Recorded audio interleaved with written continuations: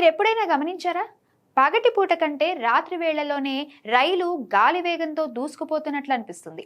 దీని వెనుక కేవలం మన భ్రమ మాత్రమే కాదు, బలమైన సాంకేతిక కారణాలు కూడా ఉన్నాయి. రాత్రి సమయంలో ట్రాక్ పైన లోకల్ రైళ్లు, ప్యాసింజర్ల రద్దీ ఉండదు. కాబట్టి ట్రాఫిక్ క్లియరెన్స్ సులభంగా దొరుకుతుంది.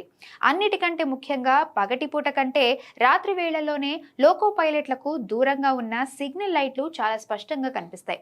చీకటిలో వెలిగే ఆ పచ్చటి లైట్లను కిలోమీటర్ల దూరం నుంచే గుర్తించవచ్చు. కాబట్టి పైలట్లు ఎక్కడా వేగం తగ్గించకుండా రైలును నడపగలరు. మరో ఆసక్తికరమైన విషయం ఏంటంటే, పగటిపూట ట్రాక్ మెయింటెనెన్స్ పనులు జరుగుతుంటాయి. అందుకే రైళ్లను నెమ్మదిగా నడుపుతారు. కానీ రాత్రిపూట అలాంటి అడ్డంకులు ఏమీ ఉండవు. అంతేకాకుండా బయట వాతావరణం ప్రశాంతంగా ఉండటం వల్ల రైలు చక్రాల శబ్దం స్పష్టంగా వినిపిస్తుంది. దీనివల్ల మనం రైలు చాలా ఫాస్ట్ గా వెళ్తోందని ఫీల్ అవుతాం. వాస్తవానికి రైలు పగలు రాత్రి గంటకు 130 కిలోమీటర్ల వేగంతోనే వెళ్ళినా రాత్రి వేళ ట్రాక్ పైన మనుషులు లేదా పశువుల సంచారం ఉండదు. కాబట్టి ఏ భయం లేకుండా లోకో పైలట్లు ఇంజిన్ పవర్ పెంచుతారు. అందుకే పగటిపూట కంటే రాత్రి ప్రయాణంలోనే మనం గమ్యాన్ని త్వరగా చేరుకుంటాం.